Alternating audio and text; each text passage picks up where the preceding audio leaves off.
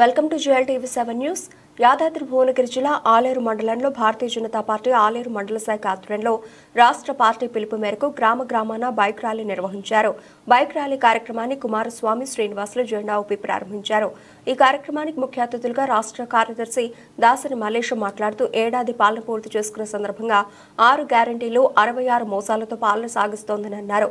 4,000 pension ఇవ్వకుండా రైతులకు రైతు భరోసా, రైతు కూలీలకు 12,000 రూపాయలు ఇవ్వలేదని విమర్శించారు.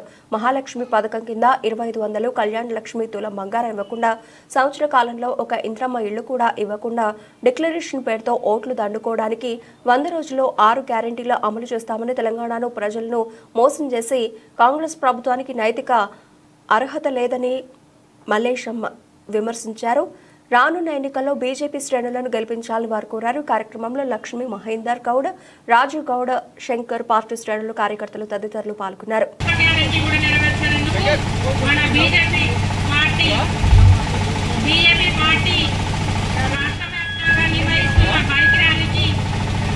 వృద్ధులకు 4,000 పెన్షన్, ఇల్లు లేని వారికి ఇల్లు ఇస్తానని, 5 లక్షలు ఇస్తానని చెప్పి ప్రతి ఒక్కటి దోకా చేసుకుంటూ ముఖ్యమంత్రి రేవంత్ రెడ్డి గారు సంవత్సరం కాలం పూర్తి అవుతున్నా ఇంకా మీకు సోయి రావడం లేదు.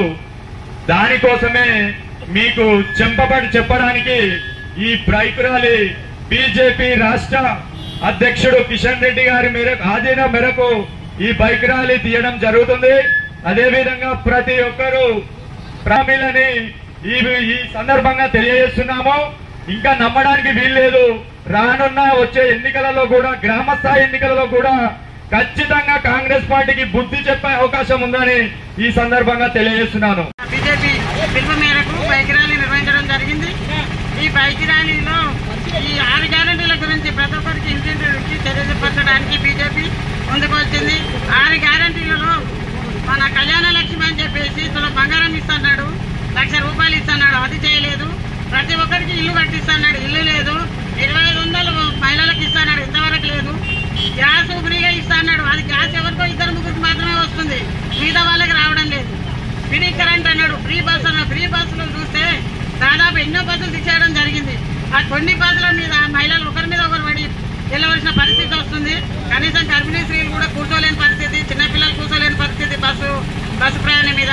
ఏమన్నంటే బస్సు పెట్టినా అంటాడు, ఏమన్నంటే.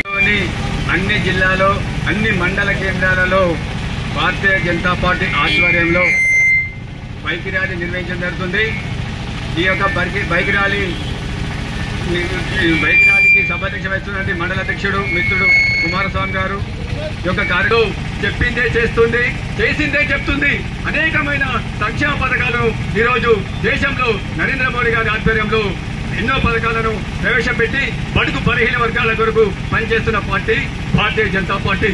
ఈ రోజు దేశం గర్వించదగ్గ నాయకుడు మన నరేంద్ర మోడీ గారు అనేక పేదల కోసం ఈరోజు ఉచిత బియ్యం పంపిణీ చేయడం జరుగుతుంది. అవి నరేంద్ర మోడీ గారు ఇస్తున్న ఉచిత బియ్యమే. ఈరోజు పెన్షన్లు ఇస్తున్నాం. పెన్షన్లు సగం కంటే ఎక్కువ వాటా కేంద్ర ప్రభుత్వం ఇస్తుంది. అలాగే వృద్ధులకు ఏదైతుందో 60 సంవత్సరాలు దాటిన వారికి ఇన్సూరెన్స్ ఇస్తుంది. ఆ ఇన్సూరెన్స్ పూర్తి సబ్సిడీగా 5 లక్షల రూపాయలు మరి నరేంద్ర మోడీ గారి ప్రభుత్వం ఇస్తుంది.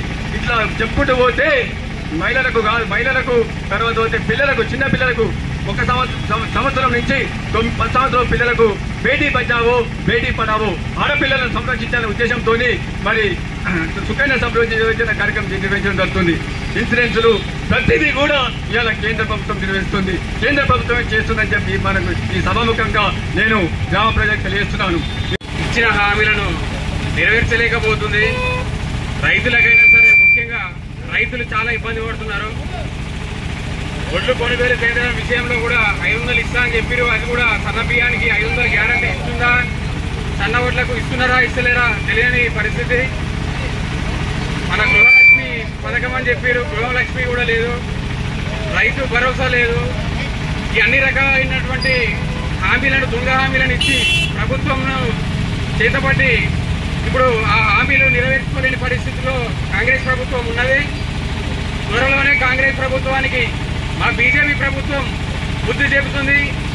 ప్రజలందరూ కూడా చూస్తున్నారు. మీ ఇచ్చిన దొంగ హామీలన్నింటినీ మీరు నెరవేర్చలేరని అందరికీ అర్థమైంది. అందరూ వ్యతిరేకతతోనే ఉన్నారు. తొందరలోనే మీకు గుణపాఠం చెప్తారని ఈ సందర్భంగా తెలియజేస్తారు. అందులో ముఖ్యంగా రైతులను, యువతను, మహిళలను అన్ని రకాలుగా మోసం చేసింది. రైతులకు ఎకరానికి 15,000 రూపాయలు ఇస్తానన్నది ఇప్పటివరకు ఇవ్వట్లేదు రైతు భరోసా కింద. అదేవిధంగా కౌలు రైతులకు 15,000 రూపాయలు ఇస్తున్నారు.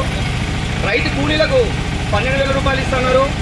మహిళలకు ఒక స్కూటీ, తులం బంగారం ఇస్తున్నారు. అవి లేవు ఇప్పటివరకు. అదేవిధంగా ఇల్లు లేని వాళ్ళకు ఫ్లాటు 5 లక్షల రూపాయలు ఇల్లు కట్టుకుంటానికి అందిస్తా అని చెప్పేసి పేద ప్రజలకు ఇప్పటివరకు అది కూడా లేదు.